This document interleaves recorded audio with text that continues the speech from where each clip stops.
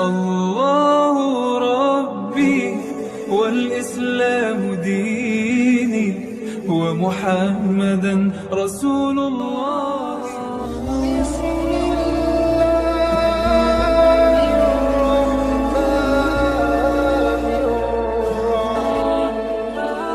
الله وبركاته.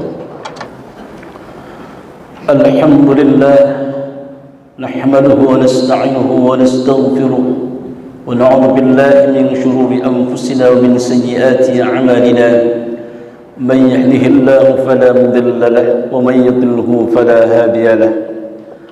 أشهد أن لا إله إلا الله وحده لا شريك له وأشهد أن محمدا عبده ورسوله. اللهم صل وسلم على سيدنا محمد وعلى آله وصحبه ومن تبعه بإحسان إلى يوم الدين. أما بعد، فيا عباد الله، أوصيكم ونفسي بتقوى الله وطاعته لعلكم تفلحون. قال الله تعالى: أعوذ بالله من الشيطان الرجيم. بسم الله الرحمن الرحيم. يا أيها الذين آمنوا اتقوا الله حق تقاته ولا تموتن إلا وأنتم مسلمون. وقال تعالى في آية أخرى: يا أيها الذين آمنوا اتقوا الله ولتنظر نفس ما قدمت لغد واتقوا الله إن الله خبير بما تعملون. صدق الله العظيم وصدق رسول الله صلى الله عليه وآله وسلم. Saudaraku kaum muslimin sidang Jumat yang berbahagia, bersyukur kepada Allah kembali Allah izinkan kita untuk duduk bersimpuh dalam rangka menjalankan sebagian kewajiban kita sebagai muslim, yakni salat Jumat di masjid yang kita cintai ini. Salawat dan salam kita sampaikan semoga tetap tercurahkan kepada junjungan kita baginda Nabi besar Muhammad sallallahu alaihi wasallam, keluarga, sahabat-sahabatnya dan seluruh pengikutnya yang tetap istiqamah, tetap setia kepada jalan risalah-risalahnya. Selanjutnya dalam kesempatan bahagia ini di atas mimbar mulia ini khatib berwasiat, mari senantiasa kita meningkatkan kualitas takwa kita kepada Allah, mengokohkan iman kita kepada Allah dalam makna hakiki, yakni tunduk dan patuh atas segala perintah-perintah Allah, dibekali pula dengan rasa cinta dan takut kepada Allah, maksimal menjalankan semuanya, sekaligus berusaha maksimal pula untuk menjauhkan diri kita dari segala apa yang dilarang oleh Allah dan juga apa yang dilarang oleh Rasulullah sallallahu alaihi wasallam. Karena sungguh hanya dengan bekal iman takwa, hanya dengan bekal iman dan takwa seperti itulah yang akan mengantarkan kita meraih kebahagiaan dunia dan akhirat. Saudaraku kaum muslimin sidang Jumat yang berbahagia, dalam satu kisah salafi,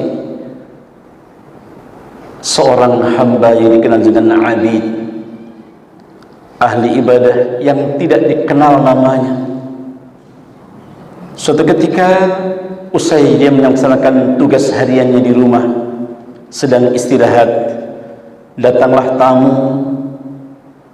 menyapa dia dengan mengucapkan salam. Setelah ia jawab salam itu, dipersilakan masuk. Sejenak tuan rumah masuk ke dalam untuk mengambil air minum dan makanan ala kadarnya. Dihidangkanlah makanan itu dan minuman. Kemudian sang tamu itu dipersilakan untuk menikmati.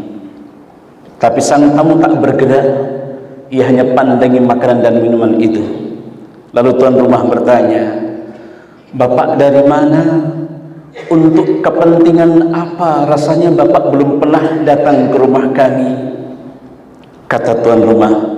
Sang tamu pun kemudian menjawab, "Benar Bapak, saya memang belum pernah datang ke rumah Bapak, dan aku datang bukan untukku, tapi aku disuruh." Tuan rumah pun berkata, "Siapa yang menyuruhmu dan untuk apa?"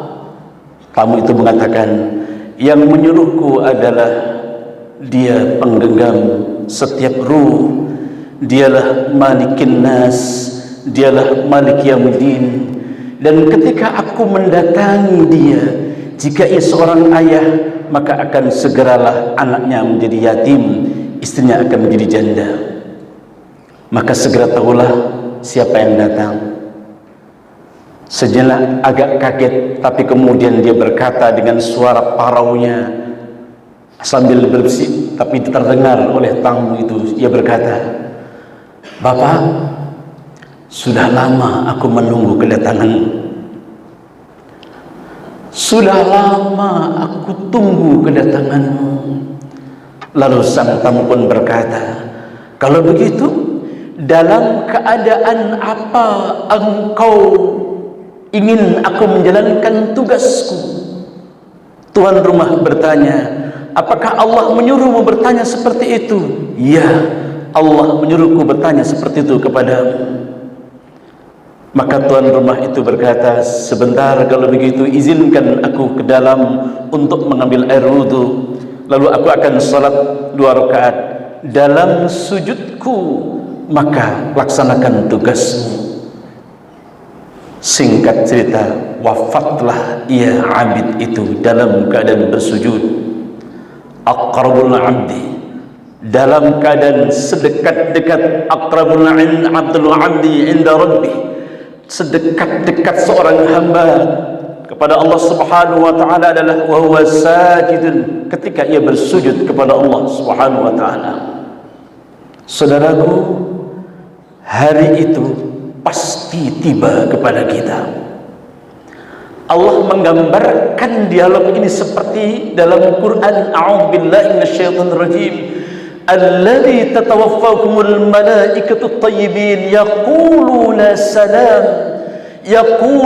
salamun alaikum udkhulul jannata bima kuntum ta'malun. Ketika datang kematian orang-orang yang baik itu, malaikat mengucapkan salam. Dialog seperti kisah itu. Tidak cukup hanya mengucapkan salam, tapi malaikat mengatakan udkhulul jannata bima kuntum ta'malun. Wahai orang baik, setelah ini masuklah ke dalam surga. Memang belum di surga, saudaraku, tapi Allah Subhanahu wa taala mengatakan la yakhrujur ruh hatta anzura ilaih. Tak akan lepas ruh seseorang sebelum tahu di mana tempat tinggalnya. Si hamba yang saleh itu dibuka tabir kasyaf, ia melihat keindahan surga. Saat itulah malaikat Azrail itu melaksanakan tugas. Maka tak heran ada orang dalam kematian yang amat sangat menyenangkan. Wajahnya indah, lebih ganteng dibanding dengan saat hidupnya, lebih cantik dibanding dengan saat hidupnya. Bagaimana mungkin enggak seperti itu? Yang ditatap adalah keindahan surga. Tapi yang mengerikan juga diceritakan oleh Allah, idza jaa ahadakumul maut qala rabbirji'un. Ketika datang kematian kepada orang-orang yang lain, yang meronta-ronta sambil berkata, Rabbi irji'un, kembalikan ruh itu ya Rabb, kembalikan ruh itu ya Allah, la'alli a'mal salihan fima taraktu. Aku akan segera beramal saleh. Selama ini aku abai dengan salat, aku akan salat ya Allah. Selama ini aku tak puasa Ramadan, aku akan puasa Ramadan ya Allah. Tapi Allah katakan, kalla inna kalimatun huwa qailuha. Itu hanya omong kosong. Bukankah sudah cukup waktu aku berikan kepadamu? Wa min waraihim barzakhun ila yaumi ba'tsun. Lihat, di belakang ada barzah yang mengerikan, siap untuk menjadi tempatmu sampai engkau dibangkitkan kelak. Saudaraku kaum muslimin sidang Jumat yang dimuliakan oleh Allah, 2 potret Quran Allah teruskan untuk kita di tengah-tengah kesibukan hari ini. Maka saya mengajak untuk diri saya dan kita semuanya, hari itu pasti tiba. Yang pertamakah atau yang kedua? Kita semua pasti menginginkan yang pertama. Lalu bagaimana para ulama mengajarkan ketika menjelaskan tentang ayat ini? Paling tidak secara singkat, ada 5 hal yang apabila kita menginginkan kematian yang indah. Yang pertama, jangan biarkan hati ini berpaling dari Allah Subhanahu wa taala. Ma'iyatullah haitsuma kunta. Teruslah hati ini kita jaga untuk bersama dengan Allah Subhanahu wa taala di mana saja kita berada. Karena tak ada pilihan dalam hati kita kecuali satu di antara 2. Wa may yakhshu an dzikrir rahman nuqayyid lahu syaitana wa huwa lahu qarin. Barang siapa yang hatinya berpaling dari zikir kepada Allah, yang mengisi adalah syaitan. Tak akan bercampur antara kebenaran dan kebatilan, tak akan bercampur antara salah dan benar dalam hati. Saat kebenaran menguasai hati, iblis pun lari. Tapi saat hati kita berpaling dari Allah, yang menguasai kita adalah syaitan. Maka jangan pernah hati ini lengah dari zikir kepada Allah Subhanahu wa taala. Teruslah kita menyambung yadhkurunallah qiyaman wa qu'udan wa 'ala junubihim. Terus berzikir kepada Allah kapan saja, di mana saja, dalam keadaan apapun. Maka pada saat kita berzikir kepada Allah, kapan saja kita dipanggil oleh Allah, hati sedang berzikir kepada Allah. Satu. Yang kedua, agar supaya kita mengakhiri hidup dengan baik adalah jangan pernah tinggalkan salat. Salat. Tak ada ibadah yang dipesankan oleh Rasulullah melebihi pentingnya salat. Hatta ja'atil maut, hingga kematian datang kepada Nabi Muhammad SAW, yang diwasiatkan adalah ummati salat. Kenapa saudaraku? Karena salat adalah sujud kita, adalah kenangan terindah saat kita nanti berjumpa dengan Allah Subhanahu wa taala. Kenangan saat kita berjumpa dengan Allah bukan saat kita diwisuda, bukan saat kita mendapatkan SK pengangkatan jabatan, bukan saat kita mendapatkan puji-pujian dari manusia, tidak. Tapi saat kita bersujud kepada Allah, itulah kenangan yang paling indah. Simahum fi wujuhim min athar sujud.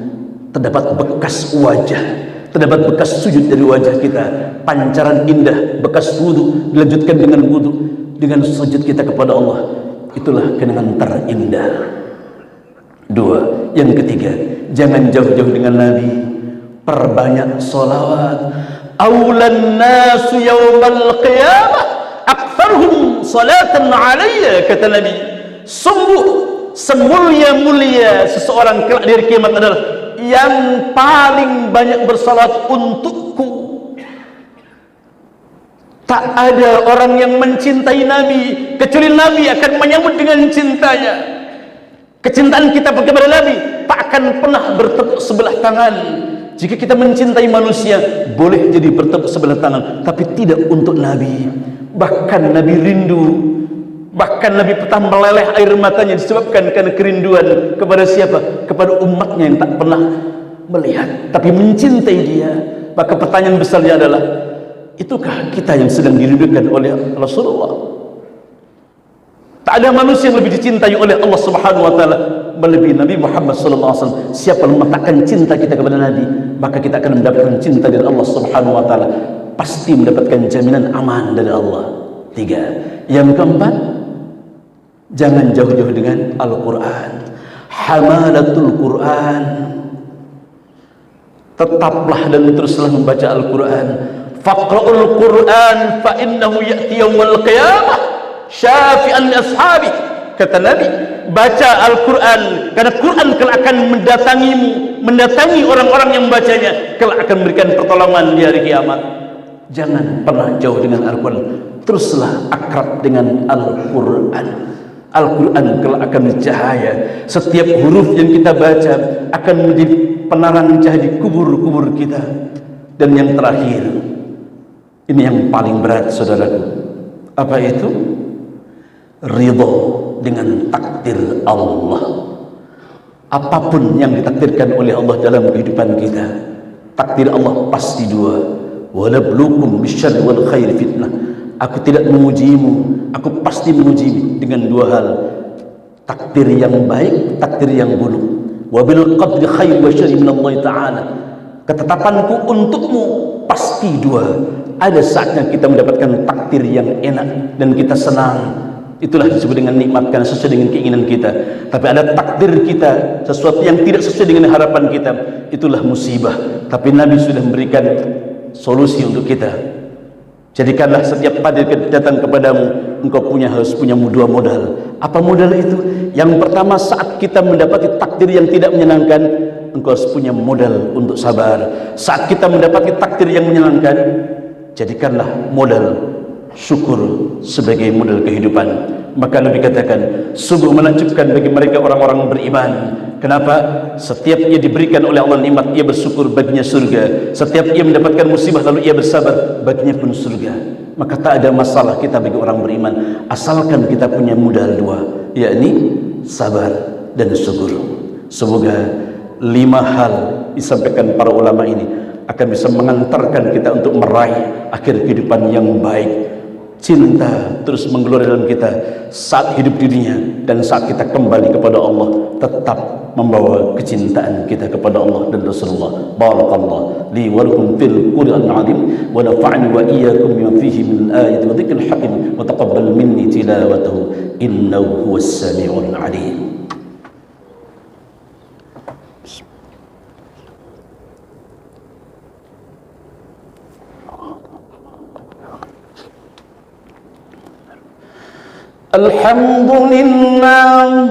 الحمد لله الذي أرسل رسوله بالهدى ودين الحق ليظهره على الدين كله وكفى بالله شهيدا أشهد أن لا إله إلا الله وحده لا شريك له وأشهد أن محمدا عبده ورسوله اللهم صل وسلم على هذا النبي الكريم والرسول العظيم وعلى آله وصحبه أجمعين أما بعد فيا عباد الله أوصيكم ونفسي بتقوى الله وطاعته لعلكم تفلحون قال الله تعالى أعوذ بالله من الشيطان الرجيم بسم الله الرحمن الرحيم إن الله وملائكته يصلون على النبي يا أيها الذين آمنوا صلوا عليه وسلموا تسليما اللهم صل على محمد وعلى آل محمد كما صليت على إبراهيم وعلى آل إبراهيم وبارك على محمد وعلى آل محمد كما باركت على إبراهيم وعلى آل إبراهيم في العالمين إنك حميد مجيد وارض اللهم عن الخلفاء الراشدين أبي بكر وعمر وعثمان وعلي وعن بقية الصحابة رسول الله أجمعين آمين يا رب العالمين اللهم اغفر للمسلمين والمسلمات والمؤمنين والمؤمنات الأحياء منهم والأموات اللهم انصر أمة محمد اللهم صلح أمة محمد اللهم ارحم أمة محمد اللهم افتح أمة محمد اللهم اجبر أمة محمد اللهم استر أمة محمد اللهم ادفع عنا الغلاء والوباء والبلاء والفحشاء والمنكر والفتن والسيوف المختلفة والشدائد والمحن ما ظهر منها وما بطن من بلدنا هذا إندونيسيا خاصة